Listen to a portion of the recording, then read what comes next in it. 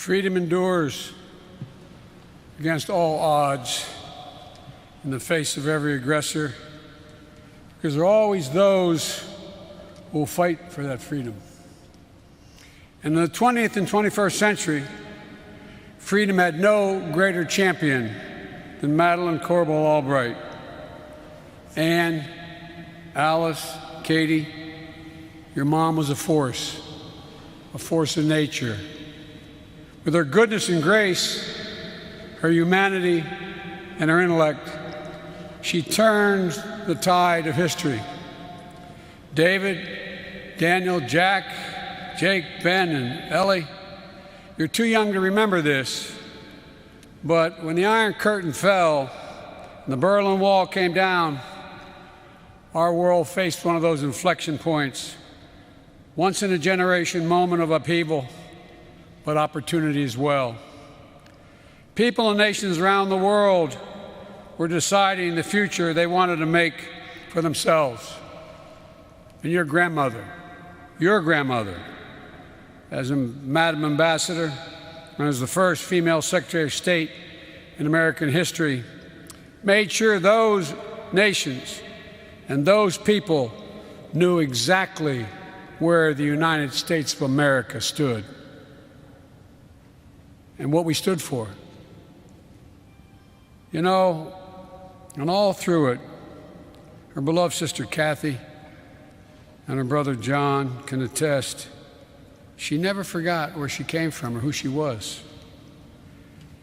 President Obama, President Secretary Clinton, Vice President Al Gore, members of Congress, cabinet members, past and present. Today, we honor a truly proud American who made all of us prouder to be Americans. I also want to welcome the distinguished guests and dignitaries who've traveled from around the world to celebrate a daughter of the Czech Republic who knew what it meant to endure war and flee persecution.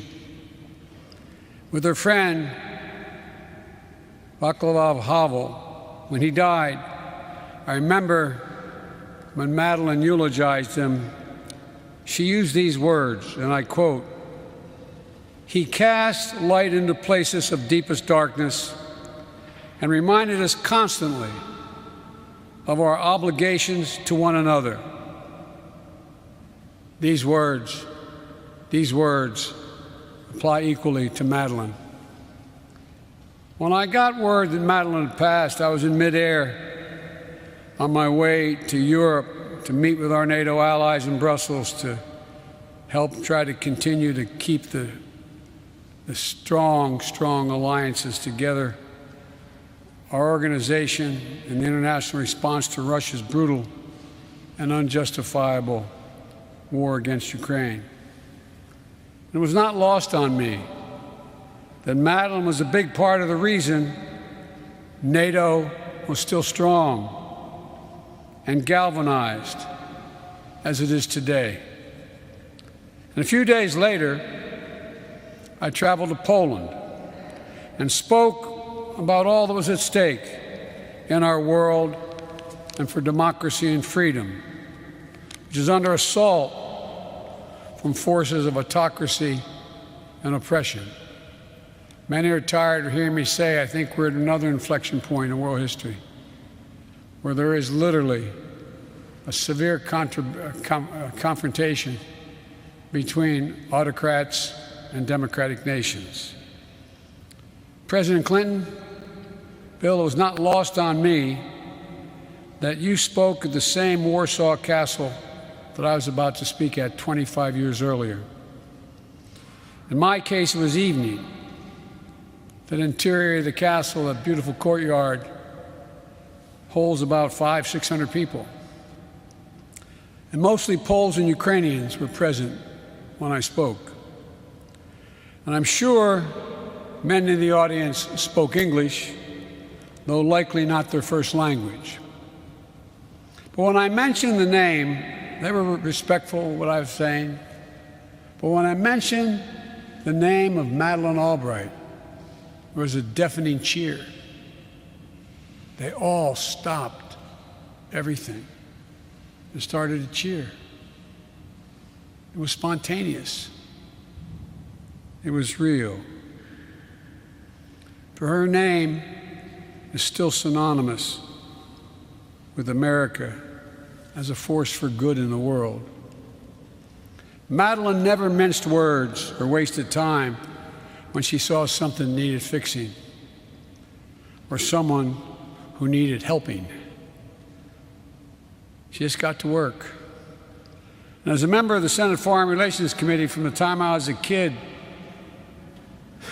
God, they were the good old days. I was the chairman or the ranking member for a good part of that time. And in the 90s, I can attest that Madeleine, with the significant help of the President of the United States, kept the committee really busy. And our work to halt genocide in the Balkans, support new democracies in Eastern and Central Europe, to develop Plan Colombia, and all those undertakings, Madeleine was an incomparable ally and advisor beyond the President to me and to others in the committee. She always had a knack for explaining free. And Madeleine didn't stop when she left government. For decades, she was a nexus for the foreign policy community, always, and I mean always, on top of the latest developments, always speaking out for democracy, and always the first to sound the alarm about fascism. Presidents and leaders around the world continue to solicit her advice, including me. When I asked her last year to chair the Defense Policy Board, she built businesses. She pumped out New York Times bestsellers that were both highly prescient and deeply salient, and constantly bestsellers. I think I've read them all. You know, and she mentored generations of rising foreign policy experts, the quote, foreign policy establishment. You know, and the thing that I noted that was deliberate and remarkable about her, not unlike Secretary Clinton, was that she made sure that young women knew they belonged at every single table having to do with national security, without exception. Today, across our government and around the world, Madeleine's protégés are legion. Many are here today, each carrying with them a spark lit by her passion and her brilliance. I think part of the reason why Madeleine was such a successful diplomat was that she understood something I've always believed, and my boss, President Obama, when I was vice president, used to kid me because I repeat so often. Because I believed she understood something I've always believed, that all politics, especially international politics, is personal. It all ultimately is personal. She could go toe-to-toe with the toughest dictators, then turn around and literally teach a fellow ambassador how to do the Macarena on the floor of the UN Security Council. You all think I'm kidding. I'm not kidding. She thought it was too difficult to teach me how to dance, though. She was right. No matter where she was, she understood people. She cared about people. And all of that was grounded in an education gained by watching her father, Joseph Corbel, and her mentor as well. She learned diplomacy at the dinner table. And throughout her life, nothing mattered to Madeleine more than the family. Nothing.